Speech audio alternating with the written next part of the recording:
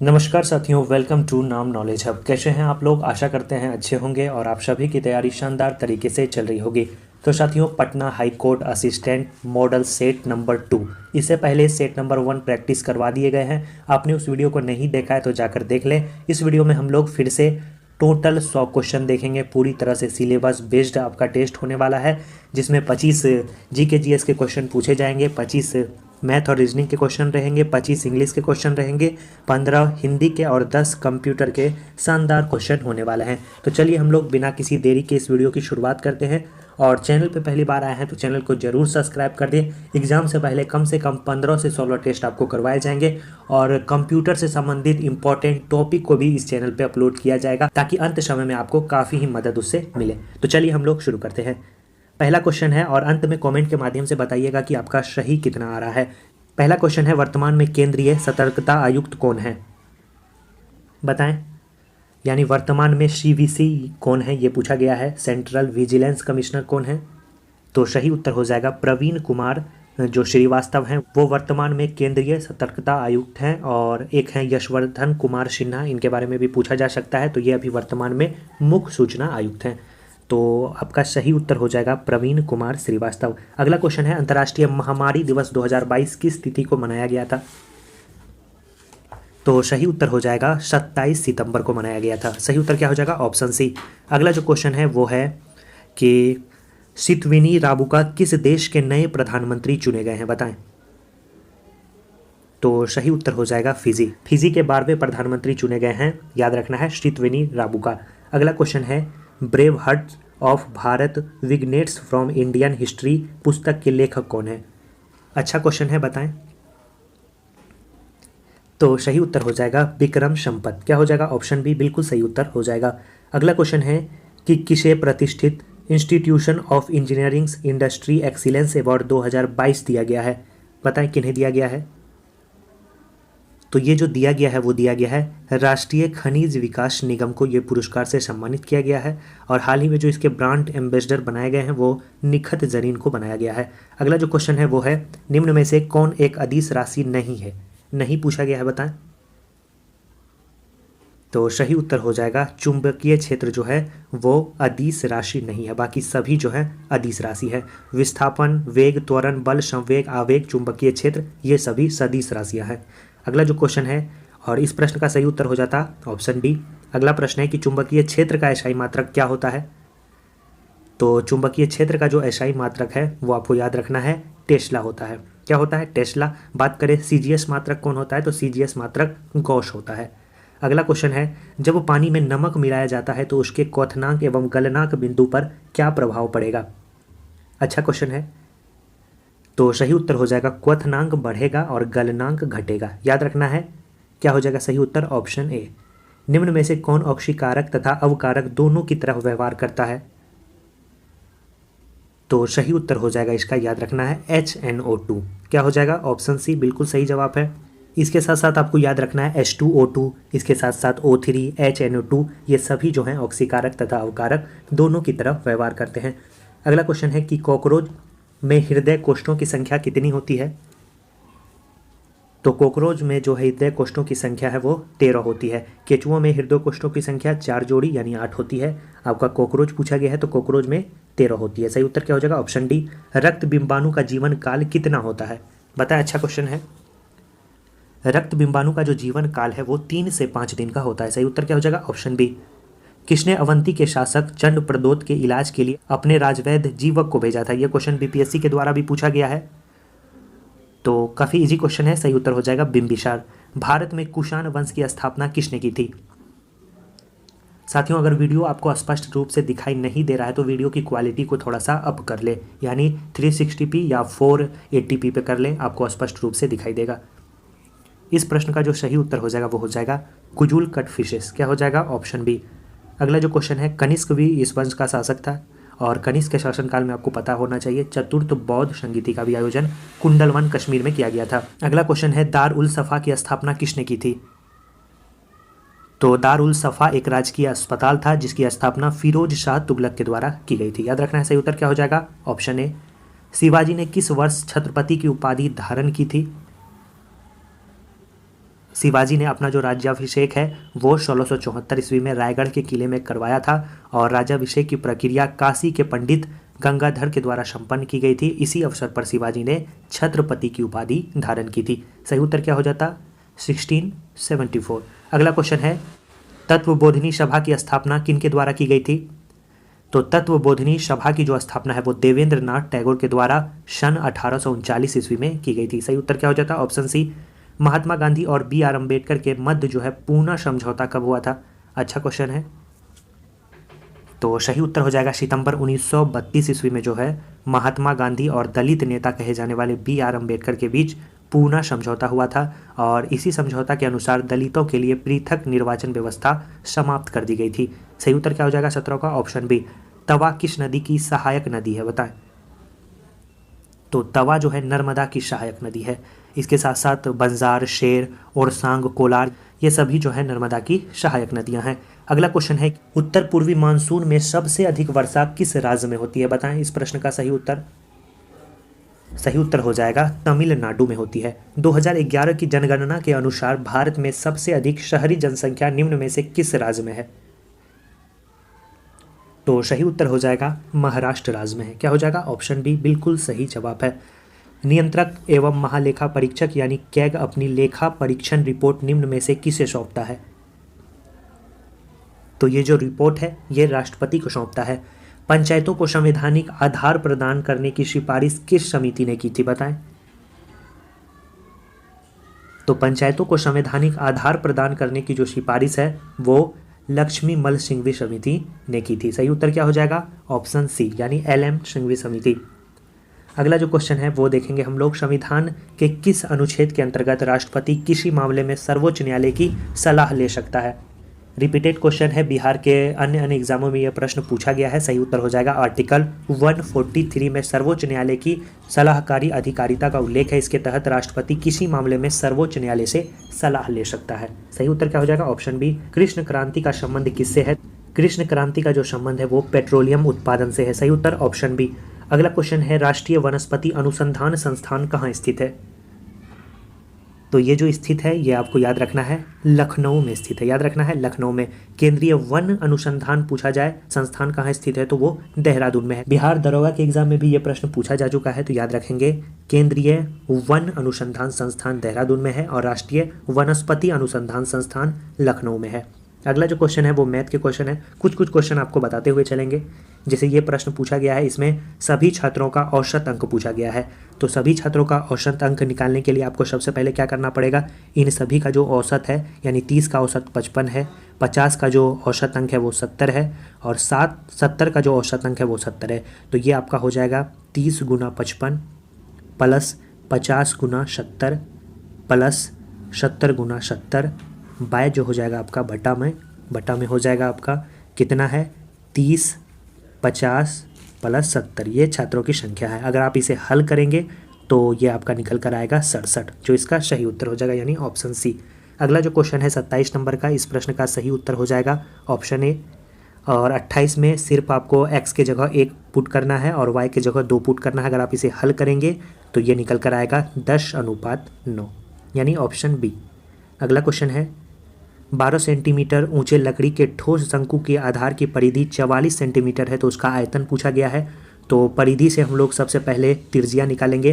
तो परिधि दिया गया है 44 यानी 2 पाई r दिया गया है 44।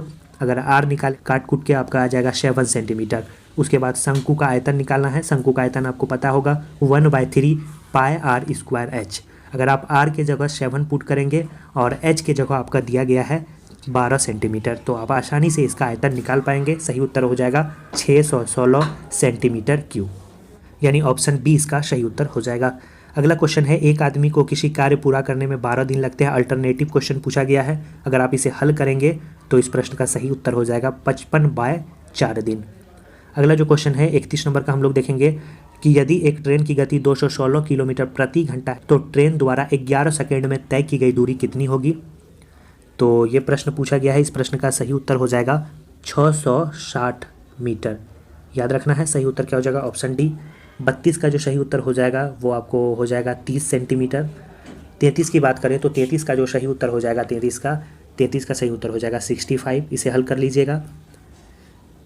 34 की बात करें, अगर आप वीडियो देख रहे हैं तो वीडियो को पॉज कर लीजिएगा, हल कर लीजिएगा, देन आप आंसर मिलाइएगा कि सही है या गलत है। 34 की बात करें तो 34 का जो सही उत्तर हो जाएगा वो हो जाएगा 4.125 लाभ, यानी लाभ पूछा गया है तो लाभ हो जाएगा। अगला जो क्वेश्चन है 35 नंबर, इसका सही उत्तर हो जाएगा ऑप्शन सी। 36 की बात करें तो 36 का सही उत्तर हो जाएगा ऑप्शन सी 25.5। 37 की बात करें, आप इसे हल करेंगे A cube plus B cube plus C cube minus 3ab, जो निकल कर आएगा A plus B plus C into A square plus B square plus C square minus A B minus B C minus C A. अगर आप इसे हल करेंगे तो सही उत्तर आ जाएगा 19। 38 की बात करें तो 38 का सही उत्तर हो जाएगा 13 किलोमीटर प्रति घंटा। 39 की बात करें तो 39 का सही उत्तर हो जाएगा 48, 48। चतुर्थ अनुपात पूछा गया है तो चतुर्थ अनुपात आपको निकालने का फॉर्मूला भी पता है, यानी a/b 5/8 बराबर हो जाएगा 30/x। तो 5 से कै बार में, 6 बार में, और 8 से 8 गुना 6 8 6 के 48, x बराबर 48, यानी ऑप्शन ए इसका सही उत्तर हो जाएगा। अगला जो क्वेश्चन है वो है 40 नंबर का, आप इसे हल करेंगे, काफ़ी ही सरल है क्वेश्चन। सही उत्तर हो जाएगा 63/40, क्या हो जाएगा ऑप्शन डी। सबसे पहले आपको पता है ब्रैकेट की क्रिया होती है, उसके बाद ऑफ, फिर डिवीजन, फिर मल्टीप्लिकेशन, फिर एडिशन, देन लास्ट में जो है सब्ट्रैक्ट यानी माइनस की क्रिया होती है। अगला जो क्वेश्चन है वो है कि एक संख्या में 10% की वृद्धि होती है, फिर बढ़ी हुई संख्या में 20% की कमी होती है, तो शुद्ध वृद्धि या कमी ज्ञात करने के लिए पूछा गया है। तो आपको पता है सबसे पहले दिया गया है 10% की वृद्धि होती है, 20% की फिर कमी होती है, फिर प्लस माइनस माइनस 10 गुना 20/100, 0 0 कट जाएगा, 0 0 कट जाने के बाद 10 माइनस 20 और इधर आपका -2, यानी हो जाएगा 10 माइनस 22, 10 माइनस 22 हो जाएगा तो हो जाएगा -12, यानी -12% की जो है कमी देखी जाएगी। तो सही उत्तर क्या हो जाएगा 12% की कमी, यानी ऑप्शन ए। अगला जो क्वेश्चन है, यदि एक समबाहु त्रिभुज की परिमिति 18 सेंटीमीटर है तो इसकी अंतः त्रिज्या का मान क्या हो जाएगा। तो अगर आप इसे हल करेंगे तो सही उत्तर हो जाएगा 9 सेंटीमीटर। अगला क्वेश्चन है 43 का औसत दिया गया है, तो इस प्रश्न का सही उत्तर हो जाएगा ऑप्शन ए, क्या हो जाएगा ऑप्शन ए। अगला जो क्वेश्चन है, आपको इन समीकरण पे बैठाना है और पुट करवाना है कि सही जो है आपका क्या होगा। तो अगर आप इसे हल करते हैं तो सही उत्तर हो जाएगा ऑप्शन सी पे जो है ये पूरी तरह से वेरीफाइड होगा। अगला क्वेश्चन है रीजनिंग का क्वेश्चन है, सभी सेब केले हैं, तो सभी सेब जो हैं वो क्या हैं, सभी सेब केले हैं, ठीक है। उसके बाद पूछा गया है कि सभी अंगूर केले हैं, तो सभी अंगूर भी सेब के बगल में हो जाएगा, सेब के बगल में सभी अंगूर भी केले हो जाएगा। उसके बाद दिया गया है सभी केले मेवे हैं, तो सभी केले और सबसे ऊपर हो जाएगा मेवे हैं। निष्कर्ष दिया गया है सभी सेब मेवे हैं, तो सभी सेब जो मेवे हैं, तो देख लीजिए सभी सेब मेवे हैं, ये सही है। सभी अंगूर मेवे हैं, तो सभी अंगूर जो है यहाँ देख लीजिए अंगूर है, तो सभी अंगूर भी मेवे हैं। कोई जो मेवा है वो केला नहीं है, तो कोई मेवा केला नहीं है, ये कथन गलत है, यानी 1 और 2 आपका सही है। सही उत्तर क्या हो जाएगा ऑप्शन सी, केवल निष्कर्ष 1 और 2 सही है। अगला क्वेश्चन है कि शिव रजत का भतीजा है और निशा जो है रजत की माँ है। रमेश के केवल 2 बच्चे रजत और नीलेश हैं। नीलेश शिव से किस प्रकार संबंधित है, ये प्रश्न पूछा गया है। तो ब्लड रिलेशन से क्वेश्चन पूछा गया है, आसान क्वेश्चन है, इसे हल करेंगे तो सही उत्तर हो जाएगा पिता है। नीलेश जो है शिव का पिता है। अगला जो क्वेश्चन है वो है निम्नलिखित में से कौन सी संख्या दी गई श्रृंखला का जो स्थान लेगी, ये क्या क्रम में होगा। आपको इसका जो है ऑर्डर सजाना है कि क्या होगा। तो अगर आप इसे हल करते हैं तो 13 गुना 2 26 आ जाएगा, और 26 में अगर हम 3 घटाएंगे तो आपका 23 आ जाएगा। 23 गुना अगर 4 करेंगे तो 92 आ जाएगा। 92 में हम लोग 3 के बाद 5 घटाएंगे, 3 के बाद अगर 5 घटाते हैं तो 92 में अगर 5 घटाएंगे तो 87 आ जाएगा, यानी ऑप्शन सी इसका सही उत्तर हो जाएगा। यानी पहले गुना 2 होगा, फिर -3 होगा, फिर गुना 4 होगा, फिर -5 होगा, देन उसके बाद फिर गुना 6 होगा, उसके बाद -7 होगा। तो इस प्रकार से आपका क्रम होगा, पहले गुना होगा फिर माइनस होगा। अगला क्वेश्चन है, इसमें आपको बैठाना है कि रिक्त स्थानों पे क्या होगा। आप इसे हल करेंगे तो इसका जो क्रम हो जाएगा वो हो जाएगा ऑप्शन ए, यानी TSRASRT, उसके बाद फिर TSRASRT, फिर TSRASRT, ये आपका बैठेगा क्रम। अगला जो क्वेश्चन है इसमें पूछा गया है त्रिभुज की संख्या पूछा गया है कितनी है। तो त्रिभुज की संख्या सबसे पहले आपका एक यहाँ त्रिभुज है, फिर यहाँ पे 2 है, फिर यहाँ 3 है, फिर 4 है, फिर आपका बड़ा वाला 5 है। ये 5 हो गया, इधर भी आपका 1 2 3 4 5 यानी टोटल 10 त्रिभुज है इस आकृति में। सही उत्तर क्या हो जाएगा? ऑप्शन सी। इजी था। अगला क्वेश्चन है कूट दिया गया है और पूछा गया है उसी भाषा में PRIEST को किस प्रकार से लिखा जा सकता है। तो जितना भी कोड दिया गया है, जैसे सी का मान होता है 3, 3 गुना 2 कर दिया गया है तो 6। एच का मान कितना होता है? एच का मान होता है 8, 8 में 2 गुना कर दिया गया है तो 16। इस प्रकार से पी का जो मान होता है, पी का मान होता है 16। अगर 16 में हम 2 गुना करेंगे तो 32। देखिए 32 आपका यहाँ है, यहाँ पे भी है। बाकी ये दोनों ऑप्शन आपका छट गया। आर की बात करें तो आर का मान होता है 18, 18 में 2 गुना करेंगे तो 36। देखिए 32 के बाद 36 यहाँ पे भी है, 32 के बाद 36 यहाँ पे भी है। जो आई है साथियों, आई भवेल है। भवेल में कोई भी चेंज नहीं होगा, भवेल में कोई गुना नहीं होगा। आई का जो कोडिंग होता है वो 9 होता है, तो सीधा सीधा 9 लिखाएगा। 32 36 9, 32 36 9 दोनों में है। नेक्स्ट है ई का जो मान होता है वो होता है 5। तो ई भी जो है आपका भवेल है, तो भवेल में नो चेंज होगा। तो 9 के बाद जो है 5 लिखाएगा। देखिए 9 के बाद 5 यहाँ पे भी है, 9 के बाद 5 यहाँ पे भी है। इसके बाद है एस का जो मान होता है वो 19 होता है। एस का कोड 19 होता है। 19 में 2 गुना करेंगे तो 38 होगा, तो 38 यहाँ पे भी है। बाकी जो बचा टी का मान जो होता है 20 होता है। 20 में गुना 2 करेंगे तो 40, यानी ऑप्शन बी इसका सही उत्तर हो जाएगा। यानी जितना भी कोडिंग दिया गया है उसमें हमको गुना 2 करना है। भवेल में कोई चेंज नहीं होगा, भवेल जस का तस लिखा जाएगा। आशा करते हैं समझ गए होंगे।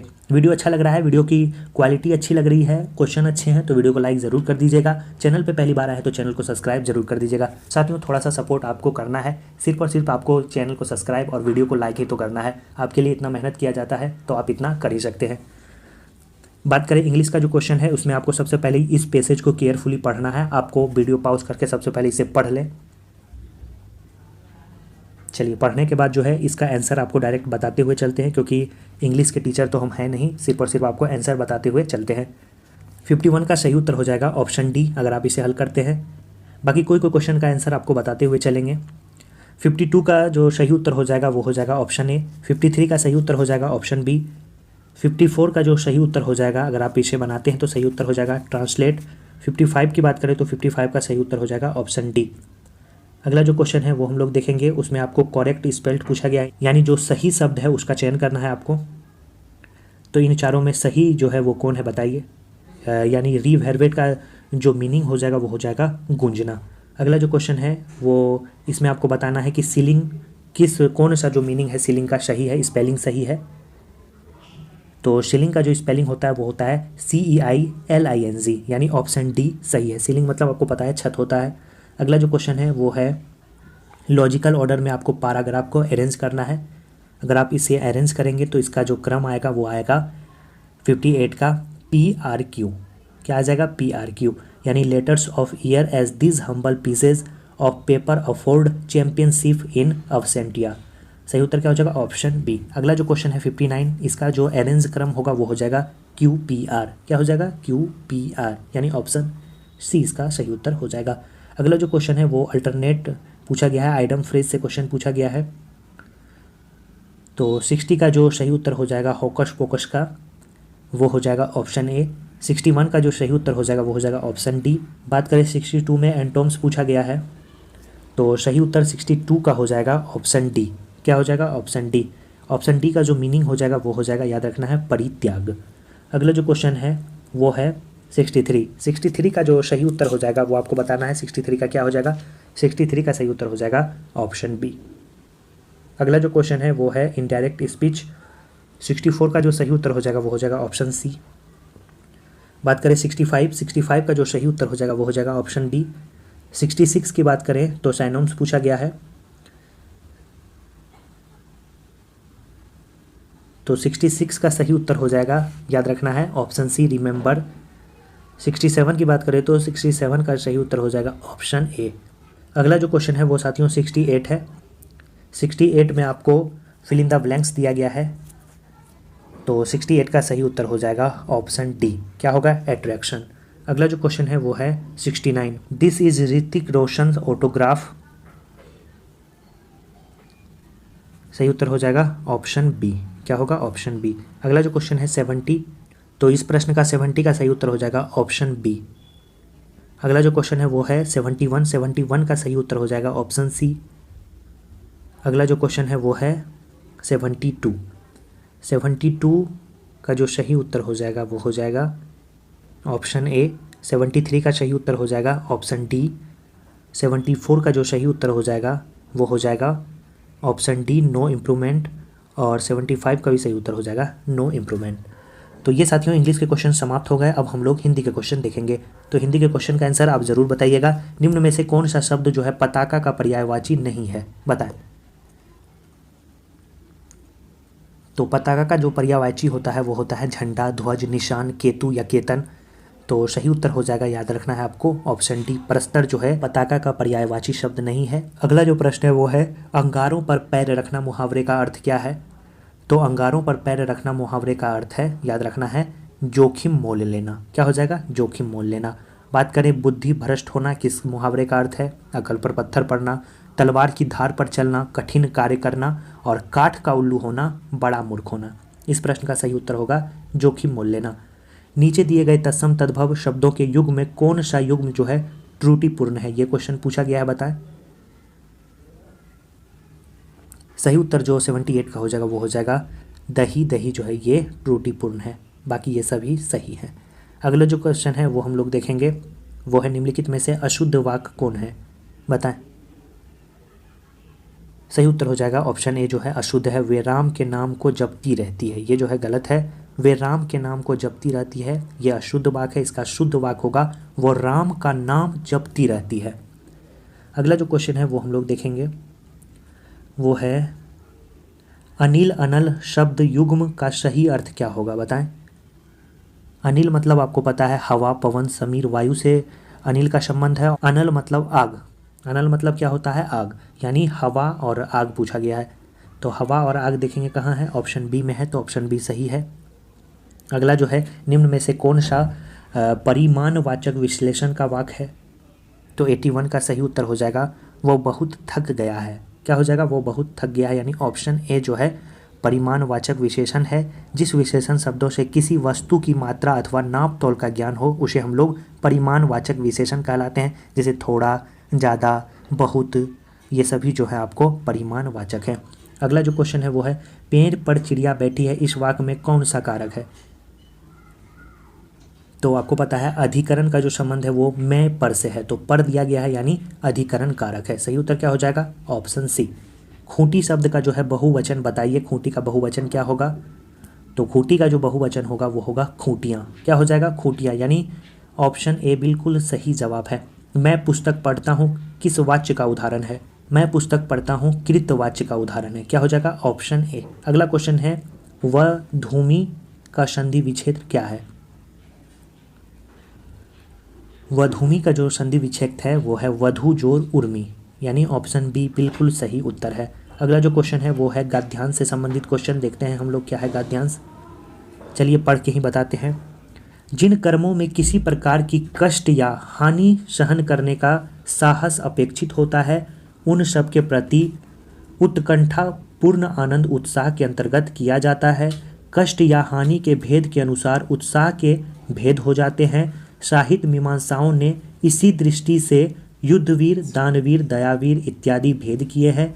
इनमें सबसे प्राचीन और प्रधान जो है वो युद्धवीरता को माना गया है, जिसमें आघात, पीड़ा या मृत्यु की परवाह नहीं रहती है। इस प्रकार की वीरता का जो प्रयोजन है वो अत्यंत प्राचीन काल से चला आ रहा है, जिसमें साहस और प्रयत्न दोनों चरम उत्कर्ष पर पहुंचते हैं।